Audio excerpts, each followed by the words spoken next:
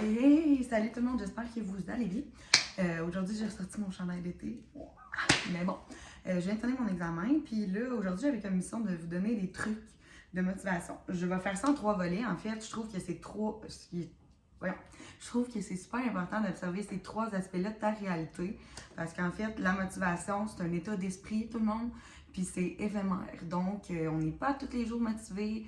C'est pas tous les jours qu'on est comme on y va, puis qu'on est full dedans, c'est irréaliste de penser ça. Puis j'ai longtemps pensé ça, puis dans le fond, à vouloir être de même, on fait juste s'épuiser, OK? Donc, voilà, les 3 trucs que j'ai à vous donner, c'est par rapport à votre environnement. C'est quoi votre environnement dans lequel vous vous entraînez? Exemple, est-ce que chez vous, quand vous arrivez, vous ouvrez votre garde-manger, vous avez tous les bonbons d'Halloween, des chips, tout ce qui est le plus gras possible à portée de main, puis dans le devant du frigidaire. Premièrement, vous pouvez soit utiliser 2 techniques. Soit vous cachez les gâteries, mais je trouve que là, encore une fois, on tourne autour de l'obsession puis de l'interdiction, puis là, on obsède, fait que ça l'aide pas. Fait que moi, dans le fond, je ferais juste pas d'en avoir chez moi. C'est pas interdit d'en prendre, mais si t'en as chez toi, c'est plus facile de manger la boîte de biscuits au complet que si t'es obligé d'aller au dépanneur, puis que là, dans le fond, ça coûte plus cher, puis là, vous comprenez le principe, il y a plus d'efforts à mettre pour pouvoir manger mal. Ensuite de ça, le visuel. Ça a l'air nono, là. Mais si vous passez votre temps à regarder des annonces à TV de McDo, que vous êtes sur Facebook et vous êtes abonné genre à Tasty, je sais pas trop quoi, puis que vous voyez des desserts passer à longueur de journée, puis tout, guys, votre cerveau, là, il s'est envoyé plein de messages subliminaux. Puis ces messages-là, dans le fond, là, ils sont sweepés dans ta tête. Puis, tu sais, les annonces, ils ont le don de nous amener à penser que la nourriture, c'est encore plus un réconfort, que c'est une source genre d'amour, etc. Tu sais, c'est bon pour nous faire vivre des sentiments aussi. Donc, tu sais, il faut essayer d'enlever le plus possible. Tu sais, même faire le ménage de son char. Si tu as des sacs de McDo, de Burger King, de Tim Hortons, ce que tu veux, crisse-moi ça au vidange pour plus le voir. Parce que aussitôt que, tu sais, des fois, si tu l'as pas vu, puis que dans le fond, quand on y pense, tu n'avais pas Facebook, les pubs, la TV, etc., on n'y penserait pas à de la junk, là. C'est pas quelque chose vers quoi on se tourne naturellement, mais on est constamment envoyé vers ça, par les publicités, par les compagnies, etc. Ensuite de ça, avoir son spot. Tout comme moi j'ai un spot dédié à ça. C'est comme semi-salon, mais au pire, mon salon, il compte moins que mon gym. J'ai mon tableau de résultats juste devant moi pour que quand je m'entraîne, je le vois. Aussi, j'ai été encore plus loin là, parce que souvent, quand je force mon cerveau, il me dit, je suis pas capable, arrête, on va mourir, ah, ça fait mal, oh mon Dieu, vas-tu survivre? Il capote, là. Il veut jamais aller plus loin que sa zone de confort. Fait que je me suis écrit un texte, c'est long même, puis c'est vraiment un support pour mon cerveau. Quand je sens que je déraille puis que je me dis de la merde, entre parenthèses, je me répète ça sans arrêt. Je suis pleine d'énergie, je suis capable, je suis la meilleure. On et on. Puis je regarde mon papier qui est direct devant moi. Puis ça me permet non seulement de ne plus penser à la souffrance que je vis, mais aussi de travailler mon cerveau à avoir comme réflexe de m'encourager au lieu de me décourager quand je fais face à une sortie de zone de confort. Ensuite de ça, des photos. Ça, c'est sûr, là, quand tu te prends en photo, puis tu te vois, puis t'es pas satisfait, tu sais, nous, on a tendance à s'habiller, à se cacher, à pas regarder dans le miroir, à s'habiller en lousse, puis tout. Mais ça, c'est juste dans le déni de ce qui est vraiment, là. Tu sais, moi, des fois, quand j'ai eu plus de la misère, ou même encore là, pas vraiment, puis j'ai pas de miroir aussi, mais si t'as un miroir proche, je me suis entraînée en brassière d'entraînement seule chez moi.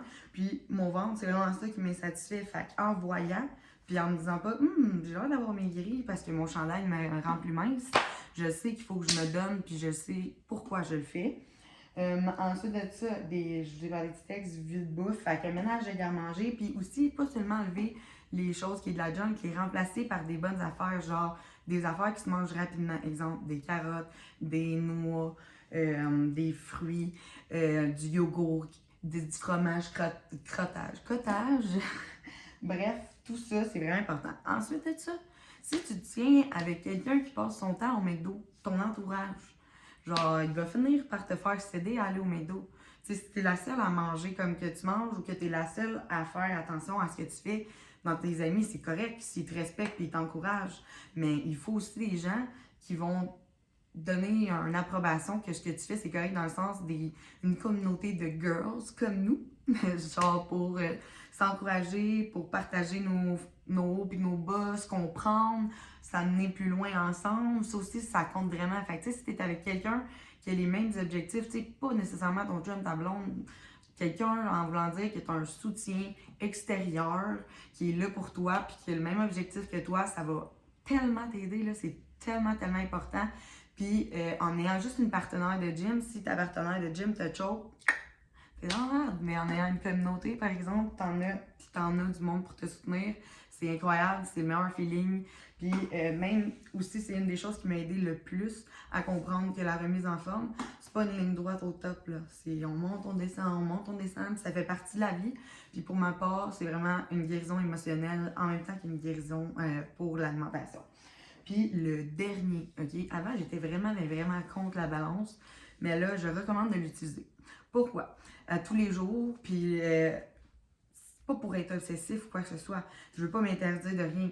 Le corps, c'est comme une machine. Toutes les machines ont leur fonctionnement différent, ont leur prérequis différents, leur huile différente. Vous voyez où je veux en venir? Le corps, c'est la même chose. Il n'y a aucun être humain que tu vas lui dire si tu manges ci, ça, parce que Ginette a perdu 50 livres, que ça va marcher de même. C'est comme n'importe quoi. Puis on dirait que depuis que j'ai su ça, ça m'aide beaucoup. C'est des essais-erreurs. Apprendre à se connaître, apprendre quel aliment marche pour toi, qu'est-ce qui te fait maigrir, qu'est-ce qui te fait pas maigrir. Puis aussi, ça l'aide à arrêter d'avoir peur. Genre, tu sais, moi, la fin de semaine, des fois, j'étais comme, je vais pas me peser parce que je sais que j'ai mal mangé. Mais non, en connaissant qu'est-ce que. Faut voir ça comme une donnée comme un autre. Comme quand tu te mesures ou comme quand que. J'ai pas d'autres idées, là, mais tu sais, c'est une donnée. C'est une donnée qui permet de suivre. Puis on s'entend-tu aussi que si, mettons, je me pèse pas, ça fait à peu près. Je pense que ça fait 1 an que je me pèse pas. Ben, je me dis, ah, c'est pas grave, tu sais. Ça paraît pas dans mon poids, ça paraît pas physiquement, puis, mais ça paraît juste dans mon poids, mais de toute façon, je m'en fous, mon poids, je le prends pas. Mais c'est pas vrai que ça marche de même. Fait que là, j'ai recommencé à me peser. Puis moi, je vous dirais que je me pèse en fin de journée pour voir qu'est-ce que j'ai mangé, combien de livres ça me fait prendre, puis s'il y a des journées que j'ai changé de quoi. Mais, tu sais, je l'analyse, puis je trouve ça vraiment empowering. Comme vraiment, je trouve que ça te redonne du pouvoir au bout. Parce que là, dans le fond, j'apprends comment mon char marche, puis mon corps marche. Puis c'est la connaissance, vraiment, c'est la clé pour réussir, puis surtout maintenir. Puis pas virer fou avec ça, c'est pas bon. Je peux pas manger de sandwich le midi, sinon je vais être obèse. Ou genre, si je mange un chocolat, ben, oh mon Dieu, ça va paraître la semaine prochaine. Ou si genre, je sors un soir avec mes amis, puis que je prends un verre de vin, oh my God, comme la panique en passant, là, ça fait grossir. Parce que la culpabilité puis l'anxiété, ça fait gonfler parce qu'on se sent pas bien. Fait que dans le fond, là, c'est aussi bien, tu sais, c'est comme on aurait été censé apprendre ces choses-là dès le début de notre vie. Parce que la bouffe, oui, c'est un plaisir, mais comme tout avec modération, mais c'est surtout un gaz, une énergie, un fonctionnement pour nous faire aller. Puis là, quand c'est rendu que tu manges tellement que tu perds l'énergie, je pense que rendu là, il y a quelque chose en quelque part qui a été twisté dans la mentalité face à la bouffe. Fait que tout ça pour dire que j'ai dérapé bien raide avec ce pesé, mais c'est vraiment quelque chose qui me fascine. Puis j'espère vraiment que ça peut vous aider un petit peu. Si vous avez des questions, ne vous gênez pas.